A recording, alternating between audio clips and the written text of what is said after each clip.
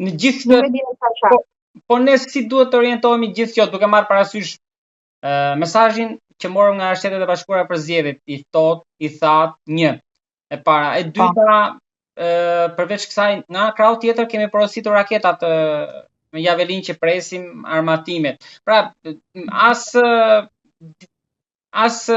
e kutur, as diçka, ndoshta në momenti më delikat me marrëdhëniet mes dy vendeve. Nga krau tjetër, ku të mbështetet, ka ardhur momenti për një riorientim, pra se ajo që mundodhe me SHBA-n, mundodhe me NATO-n, me BE-n, po në BE ku mund të mbështetemi, sepse Britania si kishim mirë punës ne pranuam kampin. Franca, Macroni është sop atje me 7% ka përfunduar, është në ikje. Gjermania ka halle tjera, e hoqi dhe zyrën e dërguarit për Ballkanin, në mos gaboj Sarazin. Tani më fort duket motra. Okej. Atëre, si ta thash përpara, në fakt Europa, sidomos në 10 vjeçarin e fundit, humbi u bë premë, mirë të themi, e atyre që ishin politika ndarëse brenda shteteve. E vuri re, do të thoya para 4 vitësh, pak a shumë sa që në atë që është planifikimi ekonomik evropian, programet shkencore, programet kulturore, çfarë do lloj programi, një nyje shumë të rëndësishme kanë bashkëpunimin midis vendeve. Ti në një program të çfarë do lloj, edhe nëse do bëjë kërkim shkencor për biologjin, në qoftë se do fondet nga Komuniteti Evropian, atëherë të lutem shumë vihu në bashkëpunim me një shtet tjetër në mënyrë që të forcohen këto lidhje. Dakor? Që në një farë mënyrë është dhe përgjigjja e asaj që të thash. Pavarësisht se Europa në këtë moment pak a shumë është përçar, ka rrymat e saj që përpiqen ta mbajnë të bashkuar. Pavarësisht se është e dobët, kërkon që të ingloboj dhe të zgjerohet drejt Ballkanit perëndimor në mënyrë që ky Ballkan mos të bëhet pjesë e motrës tjetër, mund të themi, nga ana tjetër. Kjo ka krijuar edhe meqense janë të lidhura me zgjedhjet e tanishme, krijoi edhe problematika në ato që janë marrëdhëniet me Turqinë. Por nuk do e shikoja shumë të vështirë marrëdhënien me Bashkimin Evropian. Bashkimi Evropian dhe Europa në fakt shikon tek Shqipëria shtetin më europian të Ballkanit. Ndoshta kjo na ka penalizuar se janë tanët dhe nuk kanë nga ikin. Janë tanët dhe nuk kanë nga ikin, po janë tanët, por nga ana tjetër, në këtë moment sidomos, përpjekja për ta mbajtur Shqipërinë në atë që është boshti perëndimor është më i madh. Lëvizjet e tanishme midis, ose deklaratat mund të themi, midis Melonit, Ramës, apo fakti që u bë samiti politik, do kujtoja, i BE-s dhe atyre që janë partnerët për zgjerim në BE në Tiranë, ishte diçka nga ana simbolike, diçka e rëndësishme. Në fakt edhe tradaktivat e tanishme për sa i përket energjisë, ndërtimin e kavos në ujore, fondet nga arabët apo bashkimi do të thoya nga ana ekonomike, Arabi, Itali, Shqipëri, sepse e njëjta gjë që e njëjti pakt që është bërë në Shqipëri, pastaj është bërë dhe me Italinë. Në këtë trekëndësh është një përpjekje për t'i dhënë një rol shumë të rëndësishëm Shqipërisë, që nuk është vetëm Shqipëria, ne këtë duhet ta kujtojmë gjithmonë.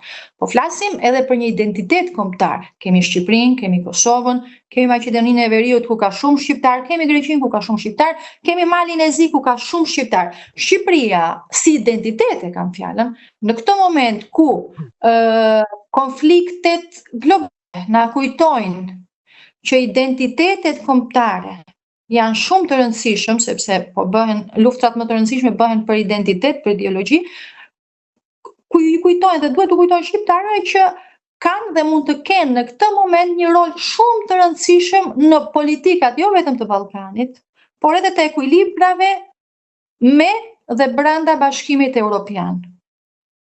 Do të kujtoja diçka. Dikur Venediku i dikurshëm është përpjekur gjithnjë që të ketë një këmbë në Shqipëri, në trevat shqiptare, sepse janë porta që pastaj lidhin me gjithë pjesën aziatike ose arabe, mund ta themi.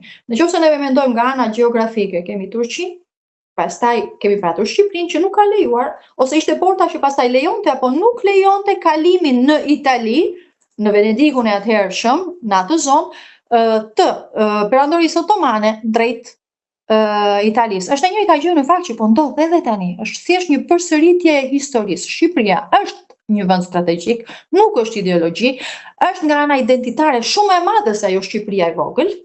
Duhet të kuptoj rëndësinë që ka dhe ta shfrytëzoj këtë rëndësi në favorin e vet. Sepse për shembull,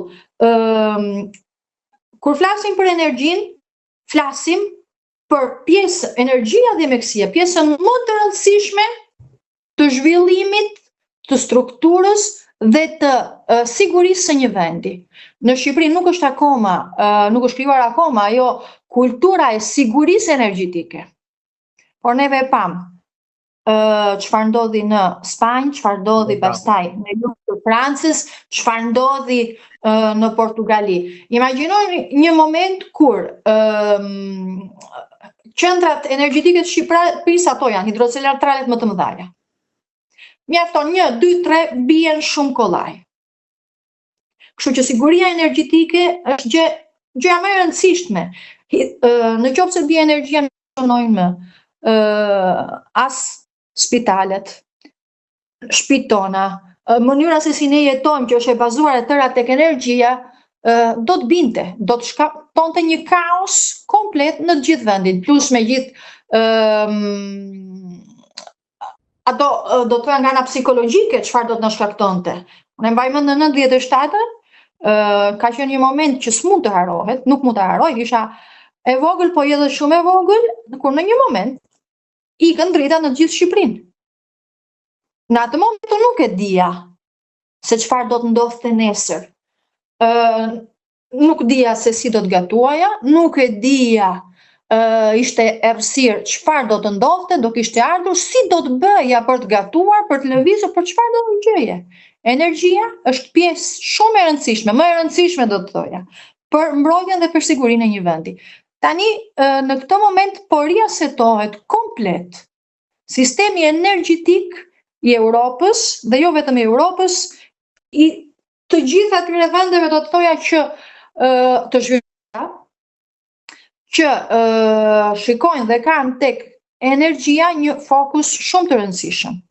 Ata që bëjnë një jetë ku elektriciteti, interneti, lidhja midis vendeve është shumë i rëndësishëm. Çfarë do të thotë kjo? Mbi bazën e asaj që ka ndodhur në Ukrainë, ku ranë centralet e mëdha dhe shkaktuan blackoutin e gjithë vendit, tani po shkohet në një hap tjetër.